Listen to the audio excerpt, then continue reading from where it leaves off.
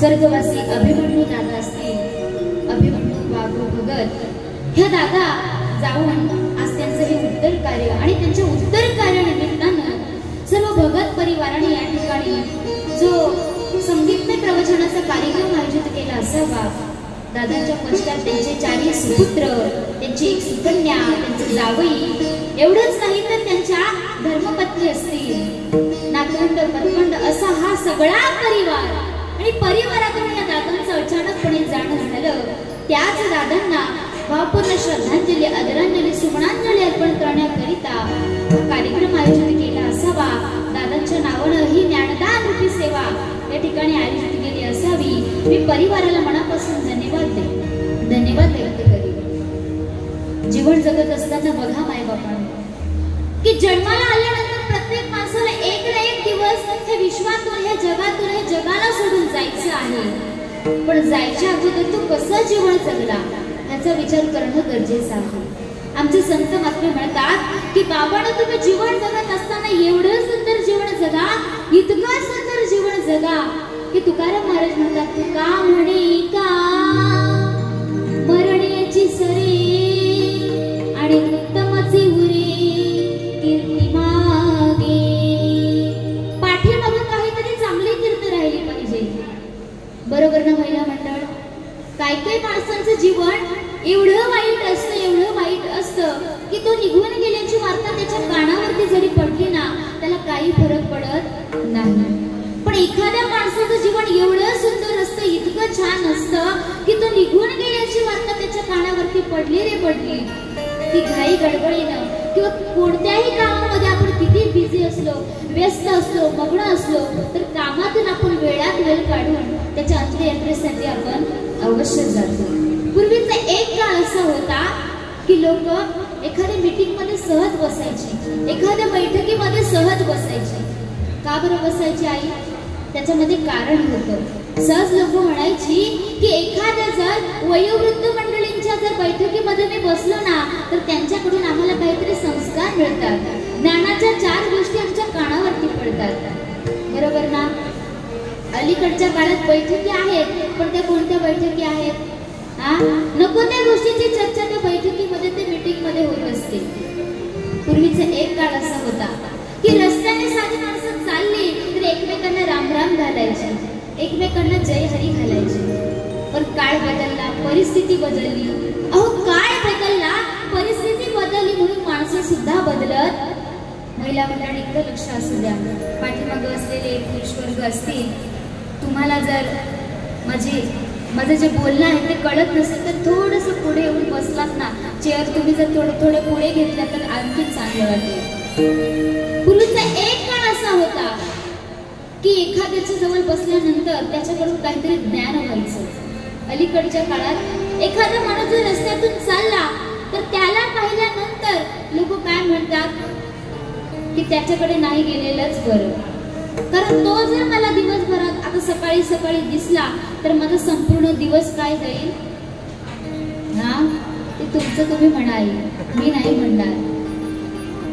पण बघा, एखाद्याचं जीवन एवढं चांगलं असतं की काही लोक म्हणतात की तो जर मला सकाळी दिसला ना, त्याचा चेहरा पाहिला की माझा संपूर्ण दिवस चांगला जातो. जगामध्ये अनेक प्रकारचे काहीतरी म्हणणारी माणसं आहेत. पण बघा, प्रत्येकाला हा अनमोल किमतीचा देह प्राप्त करून दिला ना माझ्या परमात्म्याने, त्या देहाची किंमत तुम्हाला आज नाही कळणार. कोरोनाच्या काळामध्ये बऱ्याच लोकांना कळाली, पण तरी सुद्धा ते अजून सावध झाले नाही. मग ह्याच्यातून आपण सावध होणार केव्हा?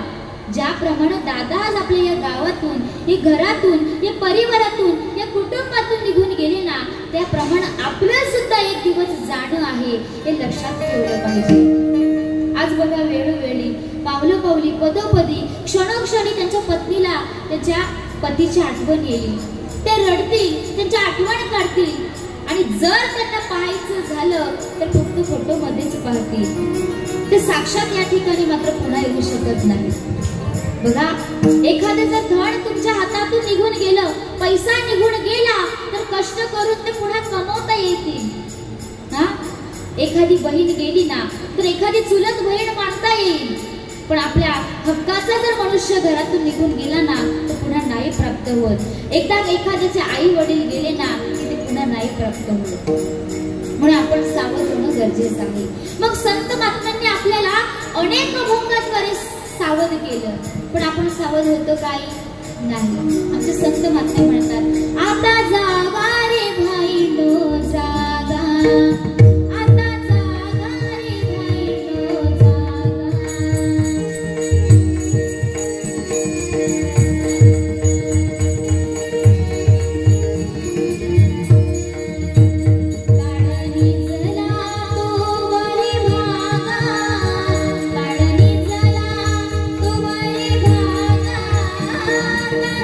Thank you.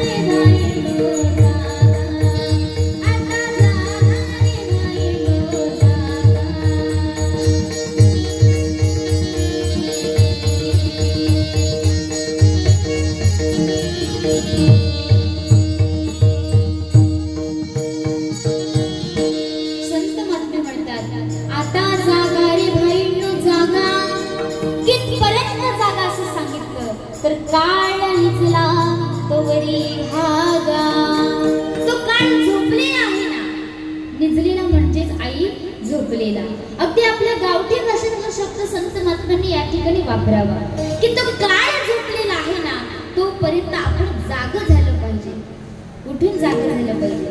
पण आपण मात्र जागं होत नाही. एकदा काही काळ झोपेतून उठला आणि ते काळानं त्या यमानं ठरवलं की रांजणोली गावामधल्या अमुक तमुक माणसाला आपल्या जवळ बोलवून घ्यायचं, आपल्याकडे बोलवून घ्यायचं. आपल्याला या ठिकाणी राहण्याचा अधिकार राहील का? आहे का? नाही. मला सांगा बसलेल्या मावशी, तुम्ही जर भाकरी भाजत असताना जर यमाचे दूत तुम्हाला घ्यायला आले, तुम्ही आनंदाने जाणार का? आमच्या मावशी म्हणतील की अरे यमा, अरे बाबा थांब जरा, 2 भाकरी राहिल्या आहेत, एवढ्या भाकरी करू दे आणि मग मी तुझ्या सोबत येईल. त्याच्यानंतर तुम्ही म्हणणार की या 2 भाकरी ज्या झाल्या ना, शेवटचं माझ्या हाताने एकदा माझ्या लहान लहान लेकरांना भरू दे आणि मग मी तुझ्या सोबत येईल. बरं, किती आपण त्याला कारण सांगितली तरी काळ आपल्याला ह्याच्यातून थांबवणार आहे का? नाही.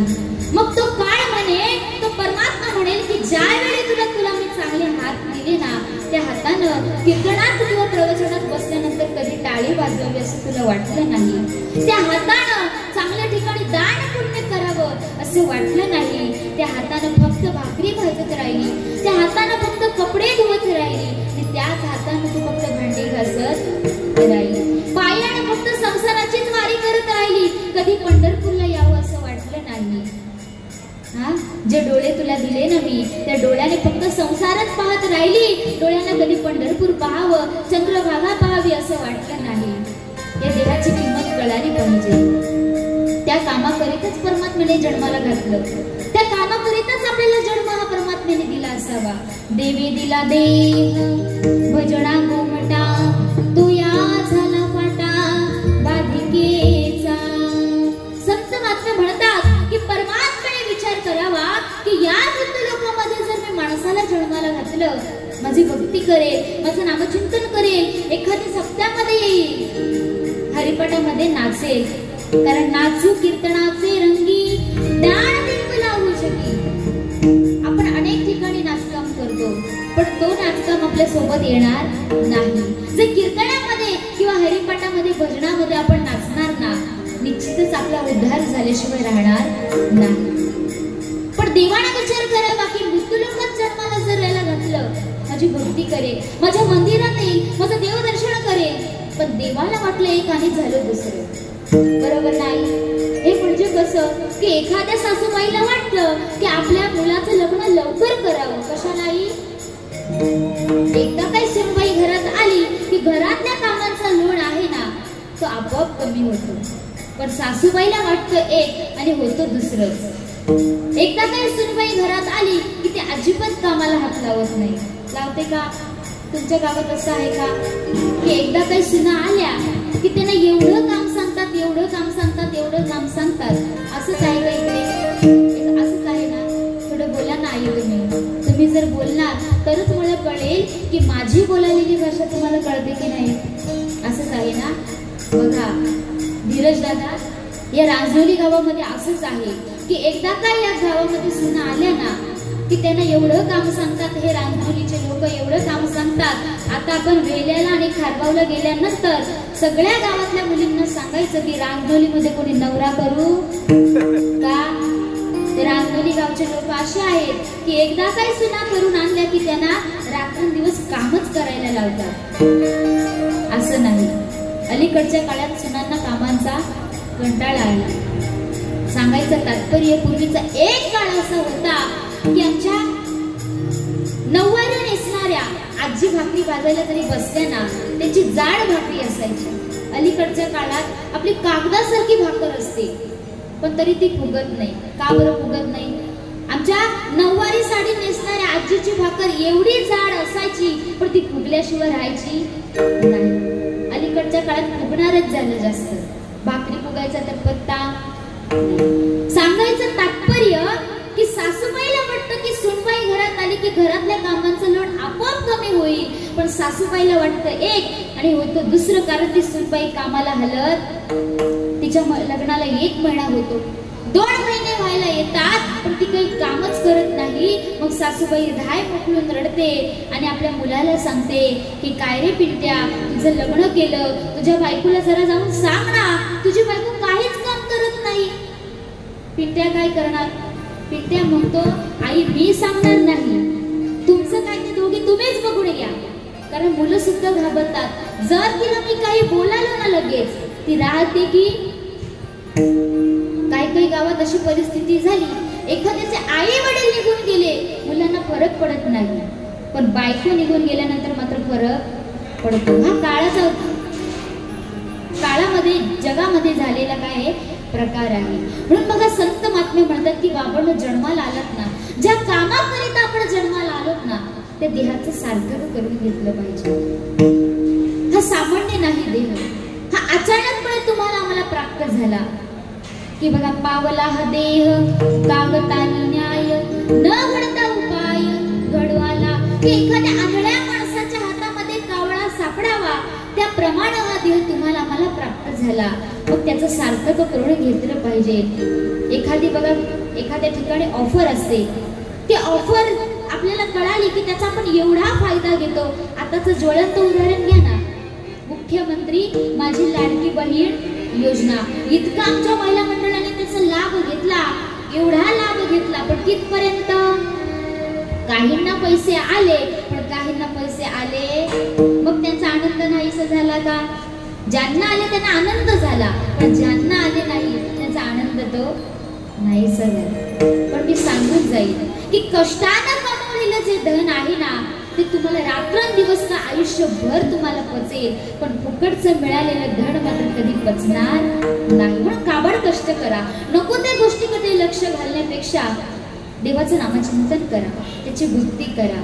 त्या कामाकरिताच आपल्याला या ठिकाणी नरदेह प्राप्त करून दिलेला आहे.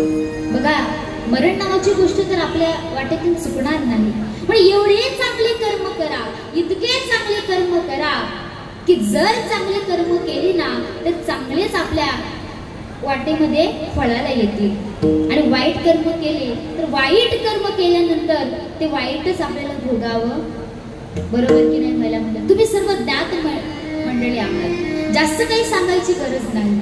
मला सांगा, एखादं जर चिंचेचं बीज पेरतोय आणि त्या चिंचेचं बी पेरल्यानंतर तो आंब्याच्या फळाची अपेक्षा करू शकतो का? नाही. मग जन्माला येत असताना आपण सगळेजण दोन प्रकारच्या पिशव्या घेऊन येतो, एक म्हणजे पापाची आणि दुसरी म्हणजे पुण्याची. मग कोणत्या पिशवीमध्ये कोणत्या शिदोरीमध्ये किती काय भरायचं हे आपल्या हातात आहे. जर पुण्याची पिशवी जास्त भरली तर निश्चितच परमात्म्याच्या चरणाजवळ जागा मिळाल्याशिवाय राहणार नाही, आणि पापाची पिशवी जर जास्त भरली तर सांगावं लागणार नाही की आपल्याला कुठे जागा मिळेल, किती यातना सोसाव्या लागेल, किती त्रास सहन करावा लागेल. म्हणून रात्रंदिवस संसार करण्यापेक्षा, रात्रंदिवस संसाराच्या मायाजाळामध्ये गुंतून राहण्यापेक्षा थोडंसं आपण परमार्थाकडे वळलं पाहिजे. तुकाराम महाराज आपल्याला उपदेश करतात, नको नको म्हणा गुंतू माया जाळी, नको नको म्हणा गुंतू माया जाळी, नको नको म्हणा गुंतू माया जाळी, नको नको म्हणा गुंतू माया जाळी.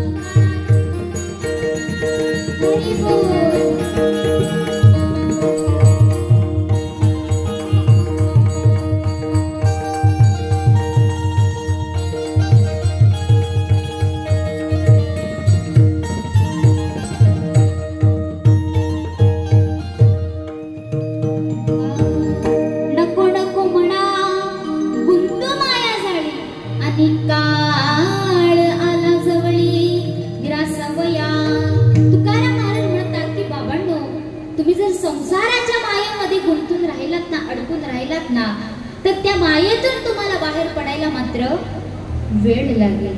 म्हणून सर्वप्रथम मनाला उपदेश करावा. कारण बघा महिला मंडळ, मन माणसाचं असं आहे, इतकं चंचल मन चंचल चपळ, जाता येता न लगे वेळ. मनाला मात्र कुठल्याच प्रकारचं औषध बहिणाबाई वर्णन करतात ना, मन वढाये उभ्या पिकातल ढोर, मन वढाये उभ्या पिकातल ढोर, किती हाकला पुन्हा येत पिकावर, किती हाकला पुन्हा येत पिकावर. मन जाहीर त्याच ज्ञानारी नंतर, मन जाहीर त्याच ज्ञानारी नंतर, अरे विचू साप बरा त्याले उतार म्हणतात, अरे विचू साप बरा त्याले उतार म्हणतात. किती हाकल पुन्हा येत पिकावर, किती हाकल पुन्हा येत पिकावर.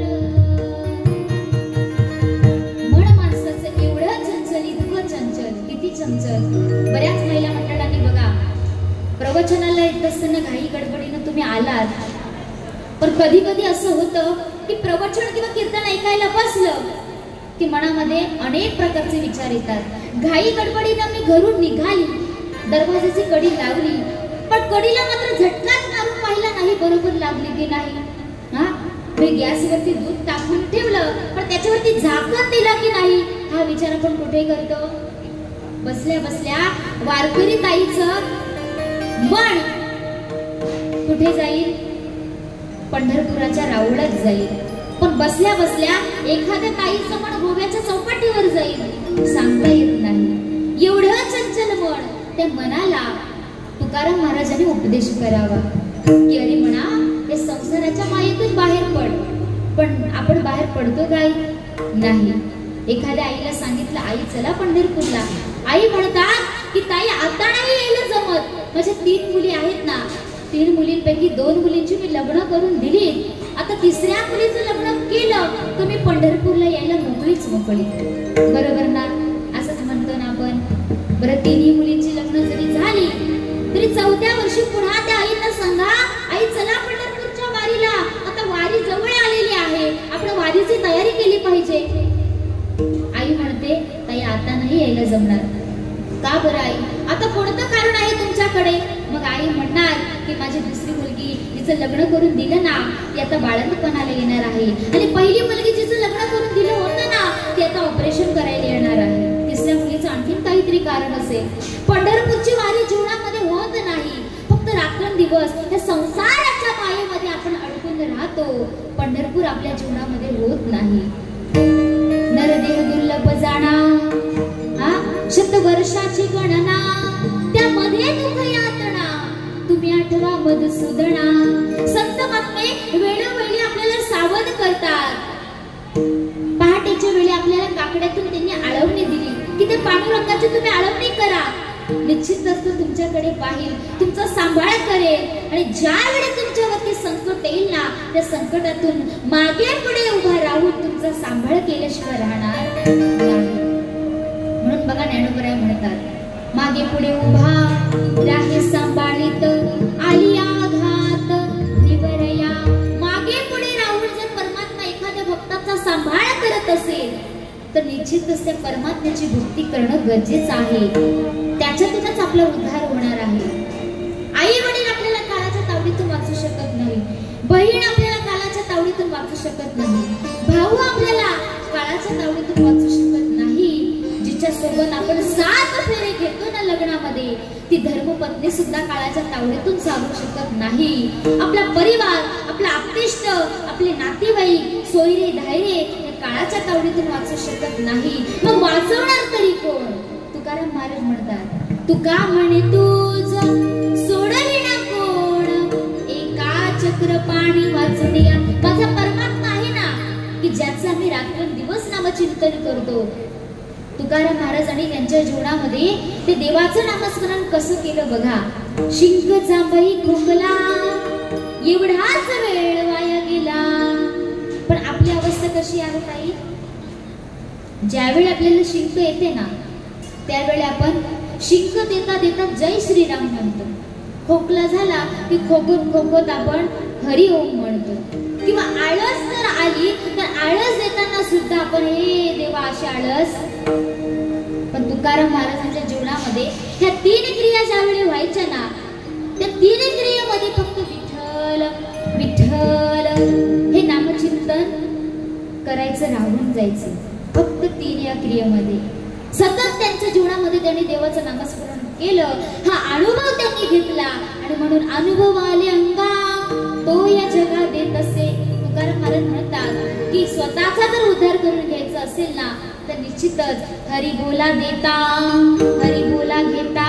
एकनाथ महाराज सांगतात की शेजारी बाईला तुम्ही वाटीमध्ये भाजी देता ना कधी तिला भाजी देताना तुम्ही हरी बोला देतात काय? तुम्ही भाजी कधी नाही देत.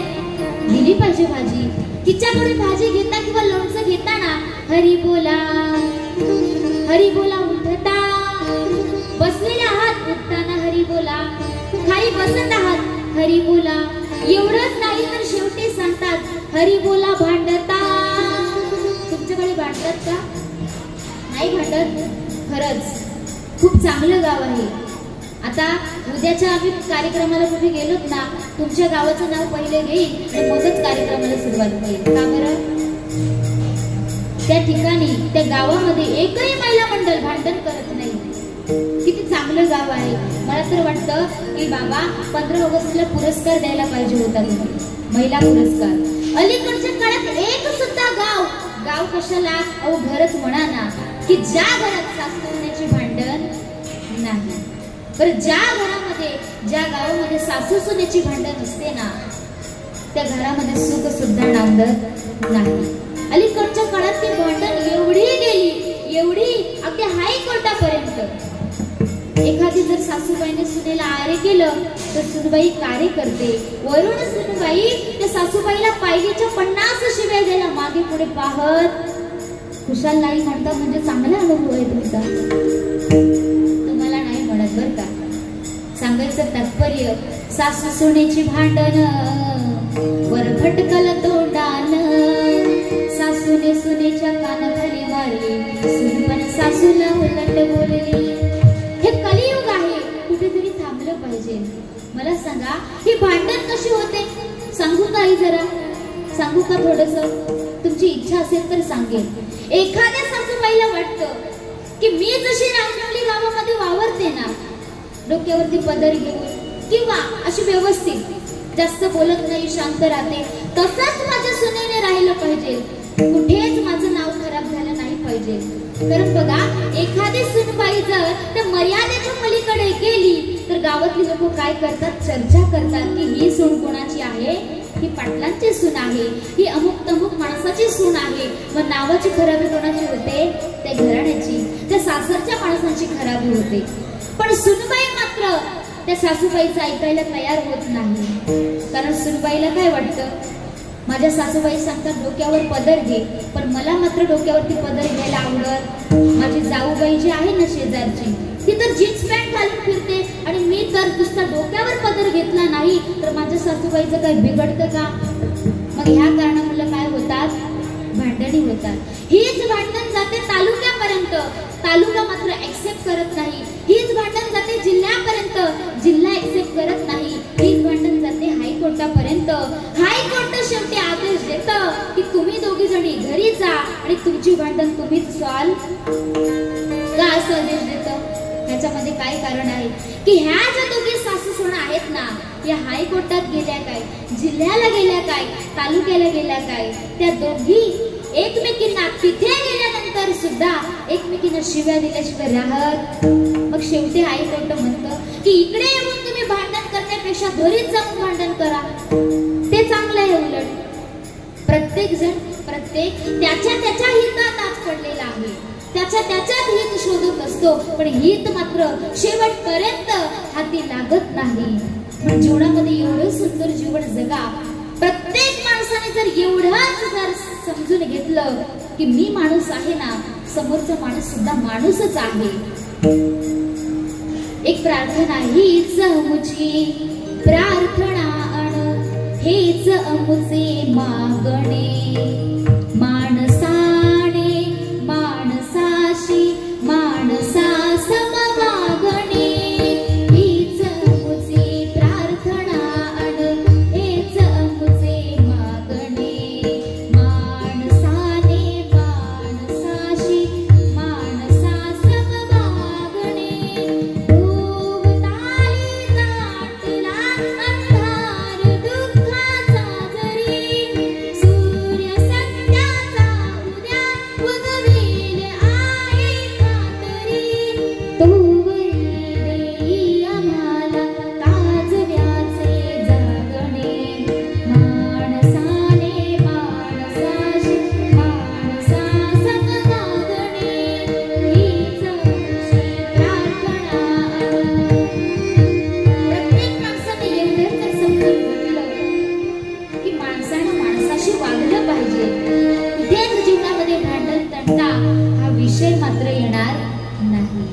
घर म्हटलं, घरातली माणसं म्हटली किंवा भांड्याला भांडण लागलं की भांडण हा विषय येतोच, पण एकमेकींना स्वारी म्हणायला काय हरकत नाही. प्रत्येक सासूने सुद्धा समजून घेतलं पाहिजे की माझी कुठली तरी मुलगी कुठल्या तरी एका गावात नांदण्याकरिता गेली आणि तिने जर त्या ठिकाणी आनंदात राहिलं पाहिजे, ह्याच्यासाठी तुम्ही सून म्हणून करून आणलेली आहे ना, तिचा आदर केला पाहिजे. तिला लक्ष्मी म्हणून आपली मुलगी म्हणून तिला वागवलं पाहिजे, तिला ते प्रेम दिलं पाहिजे. आणि प्रत्येक सुनेनं हा विचार जर मनामध्ये ठेवला की मी माझ्या आईला सोडून जे सासरी नांदण्याकरिता संसार करण्याकरिता आली ना, ते घर आता माझं नाही, ते माहेर आता माझं राहिलं नाही, आता हे सासरच माझं घर आहे. आणि सासरची माणसं आहेत ना, जी सासूबाई आहे ती माझ्या आईप्रमाणे आहे, जे सासरी आहेत ते माझ्या वडिलांप्रमाणे आहे. हा जो अंतःकरणामध्ये तुम्ही ज्या वेळी भाव निर्माण करणार ना, निश्चितच तुमचं घर तर आनंदीमय होईल, जीवनामध्ये आनंद यायला वेळ लागणार नाही. आणि प्रेम नावाची गोष्ट अशी आहे की ती कुठे विकत घेता येतं का, तर नाही, फुकट देता येतं सहज. मग ते आपण कुठल्या तरी दुसऱ्या माणसांवरती करतो बघा प्रेम, म्हणजे की ते आपल्या रक्ताचं नातं नाही तरी सुद्धा आपण त्यांच्यावरती एवढे माया करतो, एवढे जीव करतो. पण जर घरात आपले माणसं आहेत ना, त्यांच्यावरती प्रेम करायला काय हरकत आहे का, नाही. म्हणून ज्ञानोबा म्हणतात की बाबांनो, जन्माला आलात ना, एक ना एक दिवस प्रत्येकाला जायचं आहे, ह्याच्यातून कोणी वाचणार नाही. भल्या भल्यांना मरण नावाची गोष्ट चुकली नाही तर तुम्हाला आम्हाला चुकेल का, नाही चुकू शकत. एकानंतर तपश्चर्या करावी की 60,000 वर्ष तपश्चर्या केल्यानंतर मरण नावाची गोष्टी माझ्या वाट्याला येणार नाही. 60,000 वर्ष तपश्चर्या करावी आणि त्याच्या अंती ब्रह्मदेव प्रसन्न व्हावे आणि ब्रह्मदेवांकडे मागावं. काय तुम्हाला द्यायचंच आहे ना ब्रह्मदेवा, तर काय द्या, मरण नावाची गोष्ट माझ्या वाट्याला येऊ नये. ब्रह्मदेव म्हटले, अरे बाबा, तो अधिकार मात्र माझा नाही, तो अधिकार मला स्वतःला प्राप्त करता आला नाही, तर तुला कसं काय प्राप्त करून देणार. ब्रह्मदेवाला काहीतरी द्यायचं होतं, त्याने काहीतरी मागावं असं सुद्धा ब्रह्मदेवांना वाटत होतं. 6 अटी मागाव्या. त्या 6 अटी कोणत्या मागितल्या असतील की तुला मरण द्यायचं आहे ना रे देवा, तर मला घराच्या आतमध्ये मरण नको आणि घराच्या बाहेर सुद्धा मरण नको, मला जमिनीमध्ये मरण नको, मला आकाशामध्ये मरण नको, मला रात्री मरण नको, मला दिवसा मरण नको, मला शस्त्राकडून मरण नको, मला अस्त्राकडून मरण नको. 5वी अट सांगावी, मला दांडगाकडून मरण नको, मला मानवाकडून मरण नको. आणि 6वी शेवटची अट सांगावी की 12ही महिन्यांपैकी एकाही महिन्यात मला मरण. परमात्म्याने तथास्तु म्हणावं आणि तथास्तु म्हटल्यानंतर 6च्या 6 अटी मान्य कराव्या. त्याला वाटलं आता मी अमर झालो, मरण मात्र माझ्या वाटेला येणार नाही.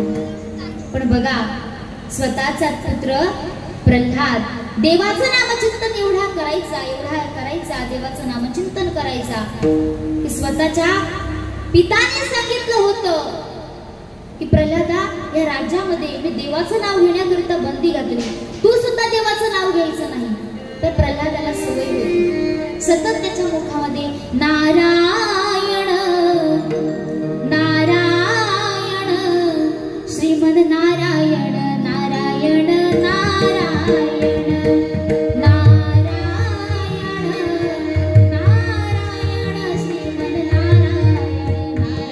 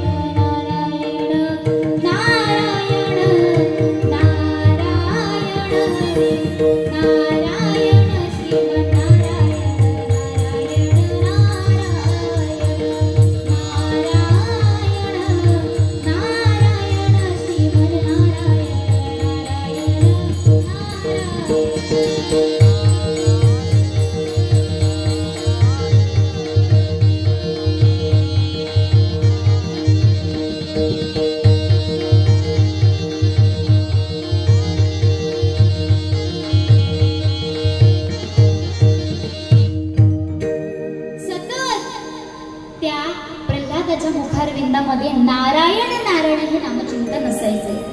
हिरण्यकश्यपाला मात्र ते पाहवत नव्हतं, त्याला सहन होत नव्हतं. हिरण्यकश्यपाने त्या प्रल्हादाला इतका त्रास द्यावा, कडेलोट करावं, उकळत्या कढईच्या तेलात सुद्धा टाकावं, अनेक प्रकारचा त्रास दिला.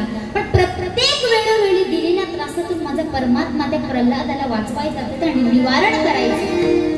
शेवटी हिरण्यकश्यपाने म्हणावं की काय रे प्रल्हादा, तुझा परमात्मा आहे तरी कुठे? हा, आणि मी जो काही तुला त्रास देतोय ना, ह्या दिलेल्या त्रासातून तुला कोण वाचवतोय बरं सांग जरा.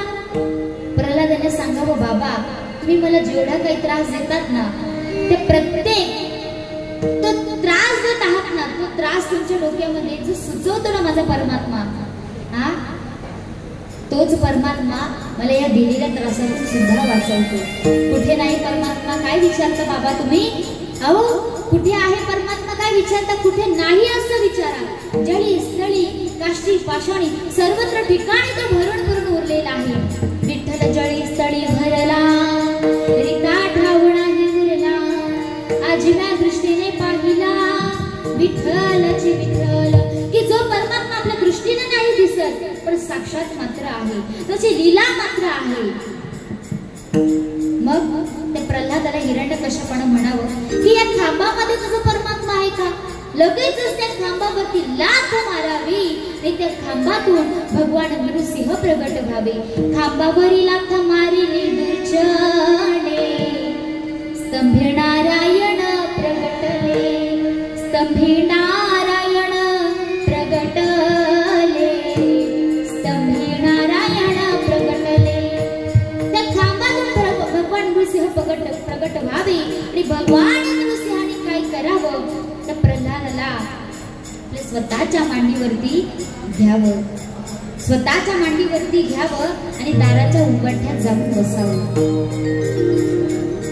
दाराच्या उंबरठ्यात जाऊन बसावं. त्याला विचारावं, तो म्हटला होतास ना की मला घराच्या आतमध्ये मरण नको आणि घराच्या, हे बघ ना तुला आता कुठे घेऊन बसलेलो आहे? तर दाराच्या म्हणजे आत सुद्धा म्हणता येत नाही, बाहेर सुद्धा म्हणता येत नाही.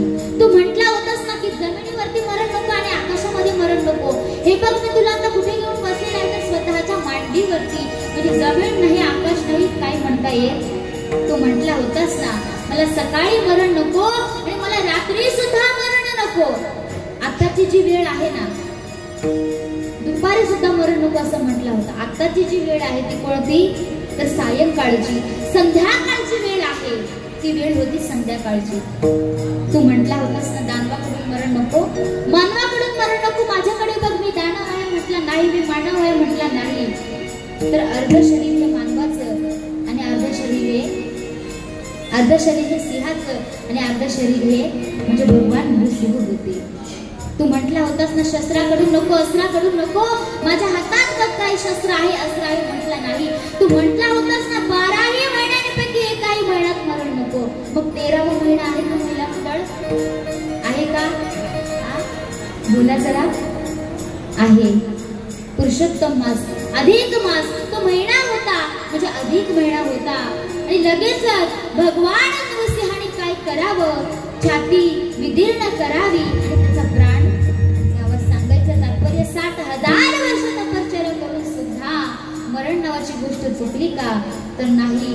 जीवनामध्ये मरण नावाची गोष्ट चुकणार नाही. ज्याचं बारसं झालं त्याचं तेरसही होणार आहे, पण तो काळ कोणाला कधी घ्यायला येईल याची शाश्वती नाही देऊ शकत, याची गॅरंटी नाही देऊ शकत. एकदा का एखादं स्थळ, एखादी काळ आणि वेळ या 3 गोष्टी जुळून आल्या ना की त्या ठिकाणी आपल्याला मरण ठरलेलं असतं. आपण म्हणतो की तो हायवे क्रॉस करत होता, अचानकपणे त्याचा काय झालं, ऍक्सिडेंट झाला. आई म्हणते, बाळा मी तुला सांगत होते ना तू जाऊ नको, तुला जायचं आहे ना थोड्या वेळानं जा, आता जाऊ नको. पण माझ्या बाळानं मात्र ऐकलं नाही. आई म्हणते, सांगायचं तात्पर्य की तो काळ त्याला बोलावून घेत होता.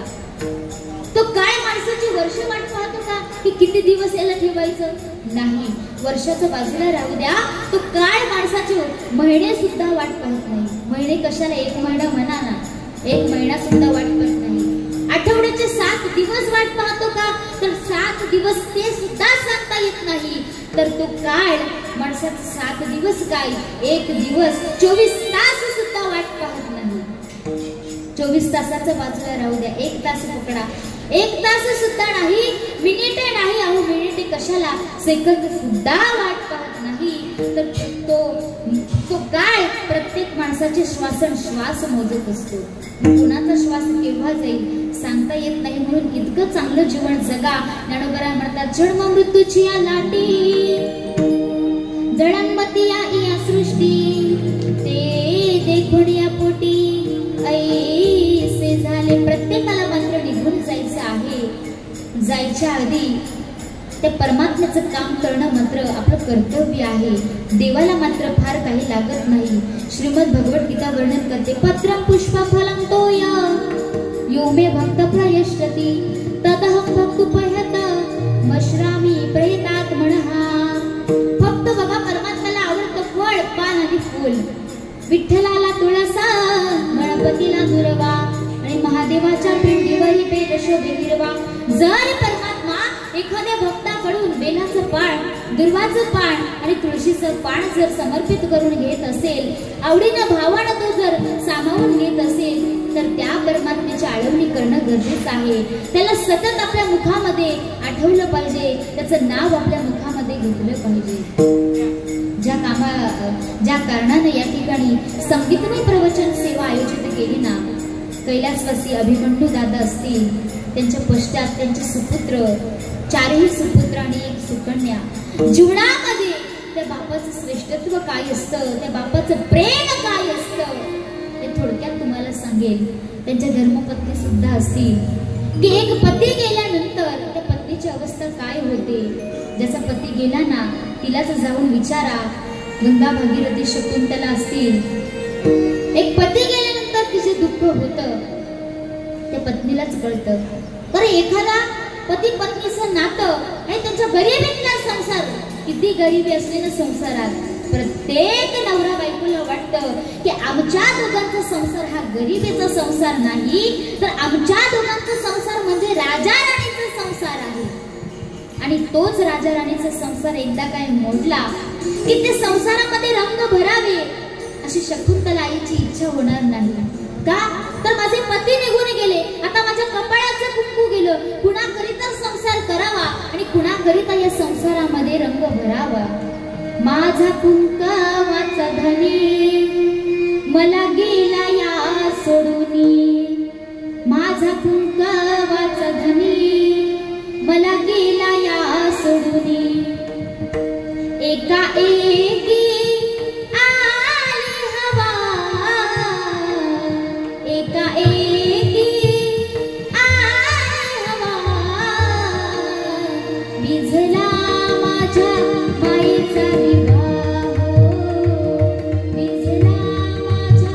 माईचा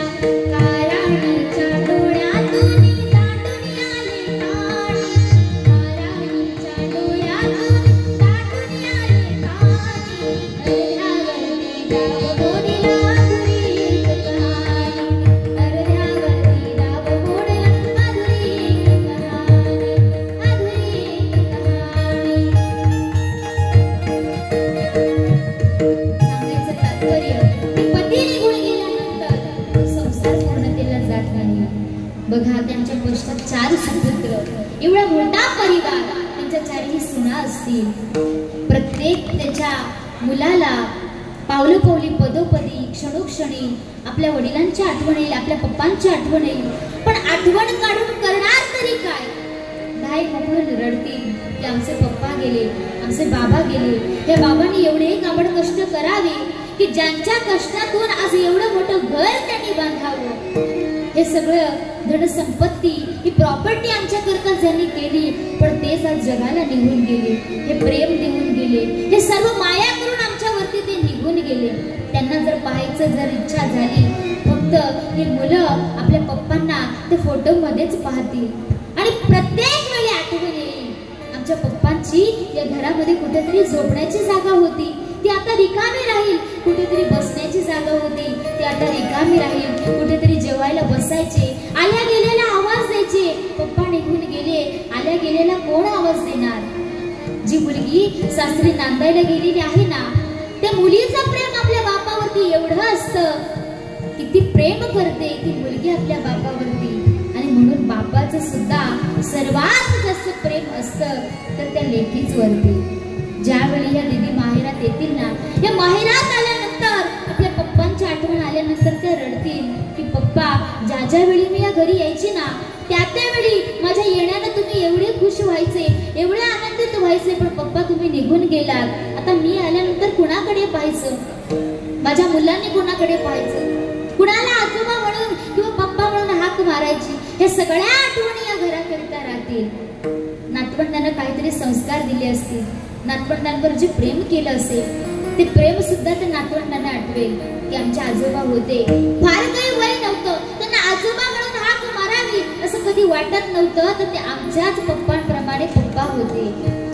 आजोबा आम्हाला आल्यानंतर खाऊ द्यायचे, कुठल्या तरी दुकानावर घेऊन जायचे, आमचं मन खुश करायचे. ह्या सगळ्या आठवणी ह्या नातवंडांकरिता राहतील, नातींकरिता राहतील.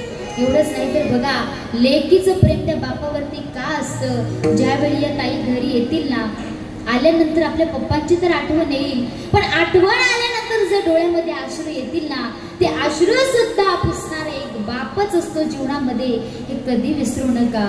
म्हणून बघा, माझ्या डोळ्यातली आसव, तर ताई म्हणतील की पप्पा निघून गेले, आता आसवे कोण पुसणार? आमच्या करिता, आमच्या शिक्षणाकरिता, आम्हाला वाढवण्याकरिता पप्पांनी एवढे कष्ट करावे, किती उपकार केले आमच्यावरती. पण आम्हाला मात्र त्यांनी केलेल्या उपकारातून, केलेल्या कष्टातून मात्र उतराई व्हायचं आहे, नाही उतराई होऊ शकत. माझ्या डोळ्यातली आसव कोणी मायेन पुसताना,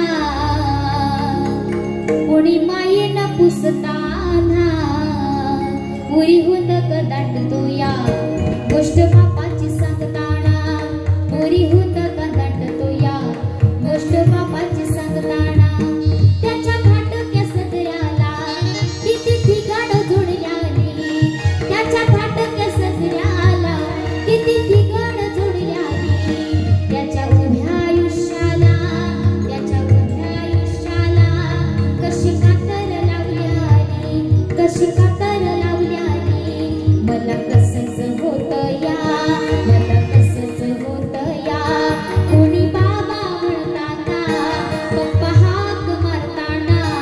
पुरी हुंद का, पुरी हुंद का, पुरी हुंद का दाटतो या गोष्ट बापाची सांगताना.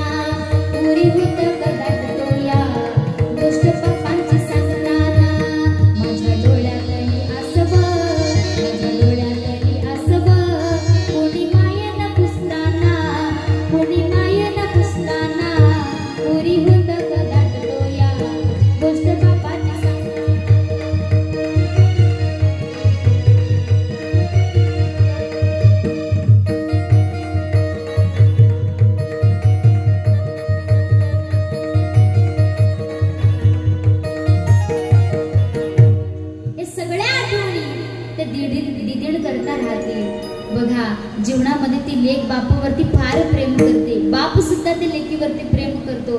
ते बापाला माहित असतं की माझी 18 ते 19 वर्षाची चिमुकली आहे ना, माझी जी ताई आहे ना ती परक्या घरी जाणार आहे, तरी सुद्धा स्वतःच्या जीवापेक्षा जास्त प्रेम त्या लेकीवरती करतो. ज्यावेळी सासरी ती मुलगी नांदत असते ना, नांदत असताना 4 दिवस म्हणून पाहुणी माहेरात आली ना, आलेल्या लेकीची विचारपूस करतो, बाळा दीदी चिमुकले, अगं तुला संसारात काही दुःख तर नाही ना, प्रेमानं तिला विचारतो. आणि जर एखाद्या मुलीने सांगितलं की पप्पा माझं जे सासरचं जे लोक आहेत किंवा सासरची जी माणसं आहेत ते तुमच्या एवढं प्रेम नाही देत, चुकून बघा एखादं घर असं निघतं, माझे जे लाड आहेत ते मला त्या ठिकाणी पुरवता येत नाही, माझा पती जो आहे तो माझं सांगितलेलं ऐकत नाही. आणि जेव्हा हे बापाला कळतं त्याचं अंतकरण इतकं रडतं, तो बाप काय म्हणतो जरा नीट ऐका. दिसाड दिस गेले थोडे सुके थोडे ओले, मुक्या काळजाची आग थेट आभाळाला बोले, लेक वडाचे पारंबी, लेक म्हणजे वडाचे पारंबी दोन्ही घराला जोडते, असं माहेर सासर पांग बापाचे फेडते. मग त्यानंतर काय होतं, जेव्हा बापाला कळाले त्याच काळीज जळाले, तिला छातीशी धरून त्यानं टिपूस गाळले. त्याच्या डोळ्यामध्ये अश्रू येतात. एका लेकी करता रडणारा सुद्धा बापच आहे हे जगामध्ये कधी विसरू नका.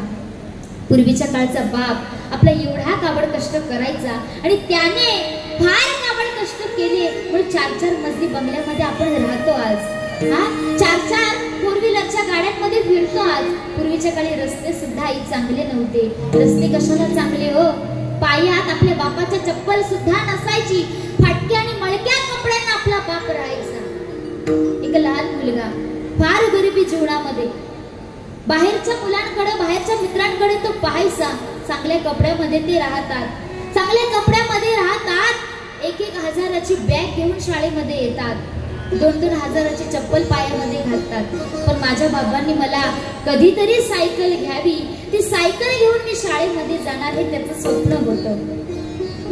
4थीला मुलगा शिक्षण घेत होता आणि 4थीला असताना एक दिवस आपल्या बापाला मनातली इच्छा सांगण्याकरिता गेला. बाबा बाकीच्या मुलांकडे बघा ना बाबा, ते 2-2 हजाराची चप्पल घालतात, बाबा मला फाटकी चप्पल तुम्ही घालायला देता, कधीतरी नवीन घेऊन द्या ना बाबा, जास्त महागडी नाही, फक्त 20 रुपयाची चप्पल घ्या मला. 1 हजाराची बॅग घेऊन बाबा ते शाळेत येतात. बघा ना बाबा मला जास्त महागडी नाही, फक्त 100 रुपयाची बॅग घ्या. बाबा बाकीच्या मुलांचे पालक त्यांना 4 व्हीलर गाडीमध्ये शाळेत घेऊन येतात, सोडतात आणि पुन्हा घ्यायला येतात. बाबा मला फाटक्या चपलेनं अनवाणी पायानं चालत शाळेत जावं लागतं. बाबा मला जास्त महागडी नाही, फक्त 1000 पर्यंत तरी सायकल घ्या ना बाबा. त्या लहान मुलाचं ते बोलणं, ती मनातली इच्छा त्या बापानं ऐकावी. बापाकडे पैसे नव्हते, मुळची गरिबी होती, त्याचं शिक्षण करायचं होतं, त्याचं संगोपन करायचं होतं, त्याला वाढवायचं होतं, पण करणार तरी काय. बापाकडे फक्त एकच मार्ग शिल्लक होता की हॉस्पिटलमध्ये जावं, एखादी किडनी आपली काढून विकावी आणि त्या मिळालेल्या पैशातून आपल्या मुलानं केलेला जो हट्ट आहे तो हट्ट मात्र पुरवावा. बापाला वाटत होतं की आपलं पिकलेलं पान आहे, कधीतरी गळून पडणार आहे, कधीतरी निघून जाणार आहेत आपण, पण मुलगा मात्र सुशिक्षित होईल आणि सुशिक्षित मुलगा व्हावा असं प्रत्येकच बापाला वाटतं, प्रत्येक आईला वाटतं. हॉस्पिटलात जावं, किडनी काढण्याकरिता डॉक्टरांना विनवणी करावी. 4-5 दिवस त्या ठिकाणी ऍडमिट झाला आणि मुलगा मात्र इकडे तिकडे शोधतोय की माझे बाबा गेले कुठे, कोण्या गावी गेले माझे बाबा. हाका मरतोय, रडतोय, पण बाबा मात्र दिसत नाही. एका माणसाने त्याला कळवावं की तुझे बाबा मला हॉस्पिटलमध्ये भेटले, बाबा माझे हॉस्पिटलमध्ये गेले, काय झालं असेल का बाबांना, काय झालं तर नसेल ना, बाबा बरोबर असतील ना, काही दुखापत झाली नसेल ना. प्रश्न पडला. तसेच धावत पळत त्याने हॉस्पिटलात यावं. फाटकी तुटकी त्याने आपल्या बापाची चप्पल बाहेर लगेच ओळखली. लगेचच घाई गडबडीने आतमध्ये प्रवेश करावा. हॉस्पिटल मधल्या काउंटरवरती चौकशी करावी आणि त्या काउंटरच्या मॅडमने म्हणावं की बाळा तुला यायला आता वेळ झाला. तुझ्या बाबाचं तर वय झालं होतं. तुझ्या बाबानं तुने केलेला हट्ट पुरवण्याकरिता एक किडनी काढायला सांगितली. त्याची किडनी तर आम्ही काढली, पण काहीतरी दुखापत झाली म्हणून तुझे बाबा या जगात राहिले नाही. तुझे बाबा या जगातून निघून गेले. मुलगा रडू लागला. बाबा मला पैसा नको, मला सायकल नको, मला दप्तर नको, मला चप्पल नको, मला कपडे नको, मला काहीच नको. बाबा मला तुम्ही. जगामध्ये एकदा काय आपला बाप निघून गेला की पुन्हा नाही येत. जगातून एकदा काय आई निघून गेली नाही येत. ढगाळ गेलेला सूर्य काही तासांनी मिनिटांनी पुन्हा आपल्याला आकाशात दिसेल, पण माती आड गेलेले आई वडील मात्र पुन्हा नाही येणार. त्या बाबांबद्दल गीत म्हणेल आणि माझ्या वाणीला पूर्ण कशाला गेले बाबा तुम्ही स्वर्गाला, कशाला गेले बाबा तुम्ही स्वर्गाला, कोण वागवेल तुमच्या या मुलांना. कशाला गेले बाबा स्वर्गाला, कोण वागवेल तुमच्या या मुलांना. मानव कोण दानव कोण कळेल बाबा मला, जिकडे तिकडे पाहत होतो बहुमान पैशाला. मानव कोण दानव कोण कळेल बाबा मला, जिकडे तिकडे पाहत होतो बहुमान पैशाला. सोडून गेले बाबा या लेकरांना, सोडून गेले बाबा या मुलांना. कशाला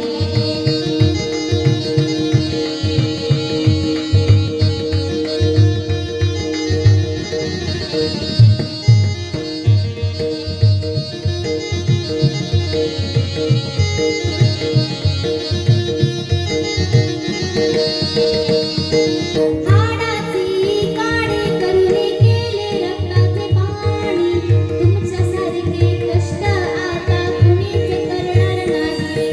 हाडाची काडी करुणी केले रक्ताचे पाणी, तुमच्यासारखे कष्ट बाबा कुणीच करणार नाही.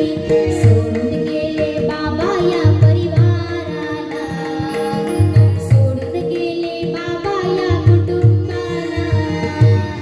कशाला गेले बाबा स्वर्गाला, कोण वागवेल तुमच्या या मुलांना.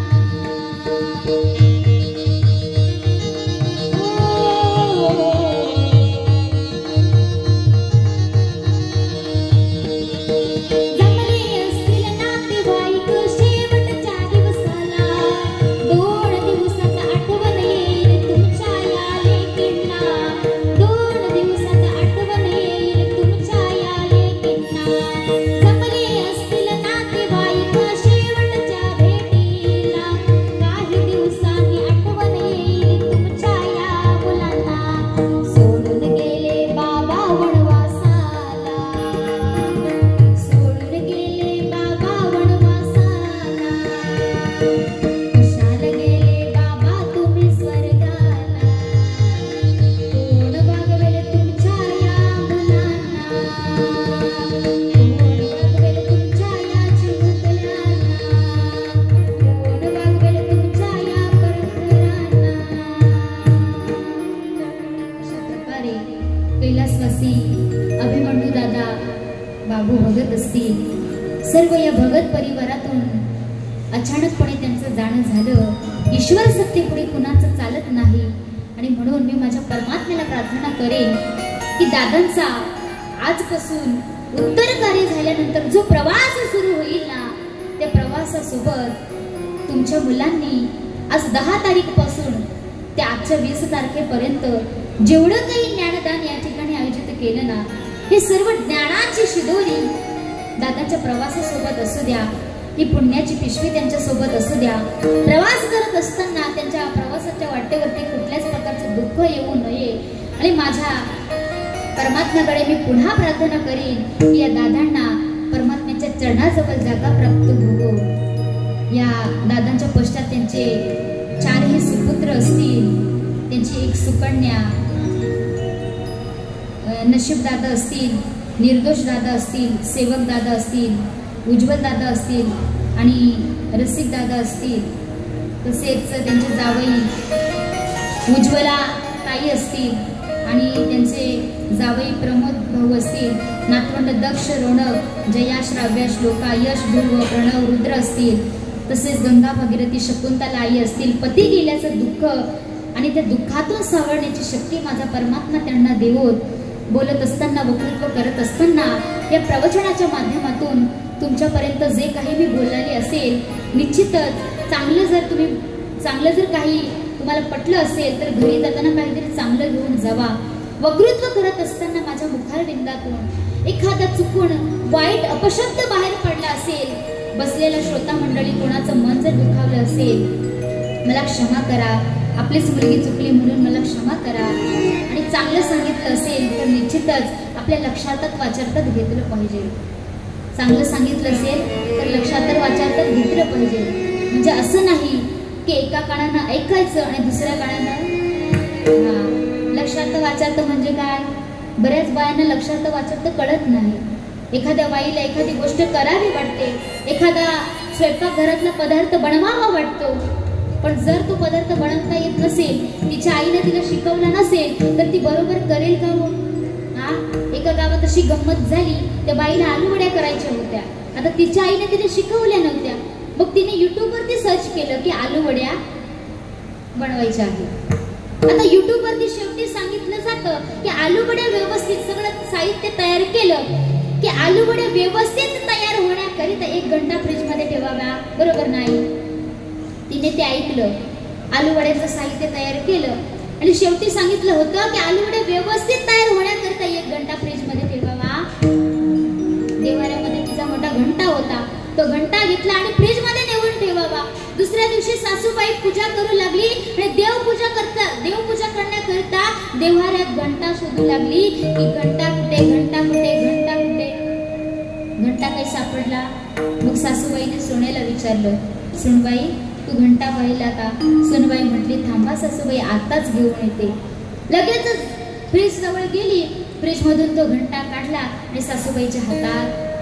सासूबाई म्हटली, सुनबाई हा घंटा एवढा फ्रीज बर्फासारखा थंडगार का झाला आहे? सुनबाई म्हटली का हा फ्रीज मध्ये ठेवला होता. ते कसं आहे ना सासूबाई, कालच मी आलूवड्या बनवायला घेतल्या होत्या आणि युट्यूब वरती सर्च केलं, शेवटी सांगितलं जातं आलूवड्या व्यवस्थितरित्या बनण्याकरिता 1 घंटा फ्रीज मध्ये ठेवाव्या. तिला वाटलं घंटा ठेवावा लागतो. लक्षार्थ वाचार्थ कळत. पंढरपूरला जायचं आहे, भावाने पंढरपूरला गेलं पाहिजे. मग आपला भाव कोणता? सख्खा भाव किंवा मानलेला चुलत भाव, तो भाव का? मग दुकानावरचा किराणा मालाचा भाव का? साडीचे 800 रुपये भाव असतात, 1000 रुपये भाव असतात, तो भाव का? तर नाही. श्रद्धा, निष्ठा हा भाव असणं गरजेचं आहे. नाहीतर काही बायांना अलीकडच्या काळात नको त्या गोष्टीकडे एवढं लक्ष देतात. निश्चितच तुम्ही ज्ञानेश्वरीचं पारायण करा, तुकोबरायाच्या गाथेचं पारायण करा. एखादी भागवत कथा आयोजित केली असेल ना, त्या ठिकाणी जाऊन ते श्रवण करा. जीवनाचा उद्धार व्हायला वेळ लागणार नाही. झालेली संगीतमय प्रवचन रूपी सेवा माझ्या ज्ञानोबरायांच्या चरणी समर्पित करेल. या ठिकाणी डुंगीगावचे जितेंद्र दादा यांच्यामुळे येण्याचा जो योग प्राप्त झाला, ही सेवा करण्याचा जे फळपुण्य माझ्या पदरामध्ये प्राप्त झालं, जितेंद्र दादांच्या मनापासून मी आभार व्यक्त करेन. आणि पुन्हा पुन्हा सांगेल, घरी जाताना काहीतरी चांगलं घेऊन जावा. आणि जाताना कोणाची पावसाळी चांगली चप्पल पाहून नेऊ नका. चांगलं घेऊन जावा. जे कानावरती चांगलं पडलं ना, ते चांगलं घेऊन जा. अख्खं प्रवचन तुम्ही विसरून गेलात ना तरी चालेल. मग तुम्ही खरंच विसरणार का महिला मंडळ? पाठीमागच्या महिला मंडळ झोपल्या की का जाग्यात ना? मग नाही म्हणा ना, नाहीतर हो म्हणा. ये कौन सी चीज है जो यहाँ नहीं मिलती?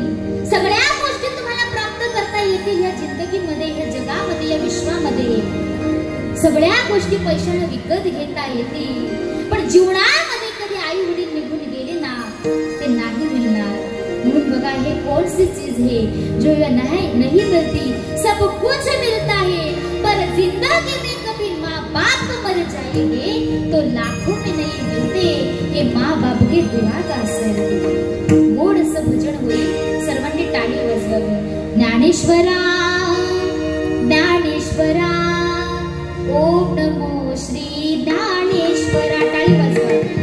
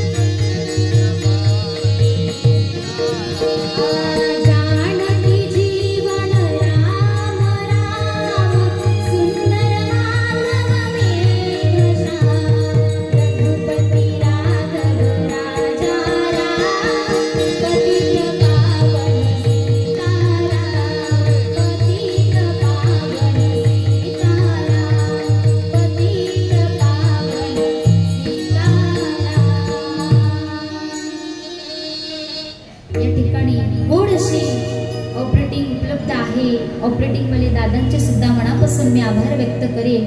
पाठीमागे बसलेले आप्तेष्ट, नातेवाईक, परिवार या कुटुंबाच्या दुःखात सहभागी झालात आणि या कार्यक्रमामध्ये येऊन कार्यक्रमाची गोड अशी शोभा वाढवली.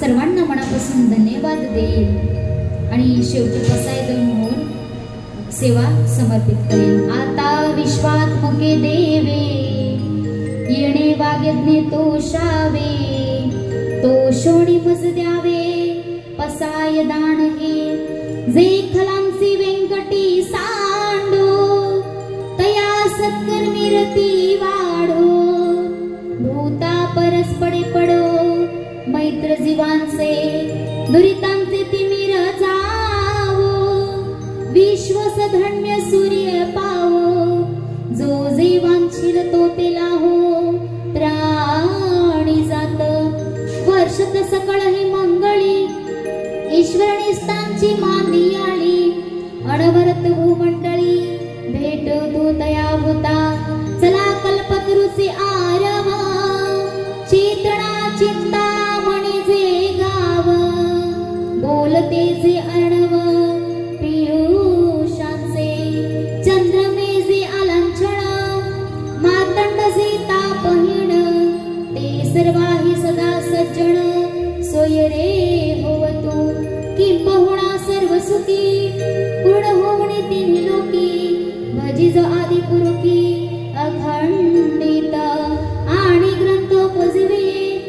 विशेषी लोक ये दृष्टादृष्ट विजय हो आवेजी एथ म्हणे श्री विश्वेश्वरावो हा होईल दान पसावो येणे वरे ज्ञानदेव सुखिया झाला सुखिया झाला सुखिया झाला कुंडलिक वरदान विठ्ठल श्री ज्ञानदेव तुकाराम पंढरीनाथ भगवान की जय माऊली ज्ञानेश्वर महाराज की जय जगद्गुरु तुकाराम महाराज की जय प्रभु रामचंद्र भगवान की जय पवन पुत्र हनुमान की जय बालयोगी सदानंद बाबा महाराज की जय छत्रपती शिवाजी महाराज की जय धर्मवीर संभाजी महाराज की जय राजमाता जिजाऊ माते की जय गाव देवी माते की जय अपने अपने माता पिता की जय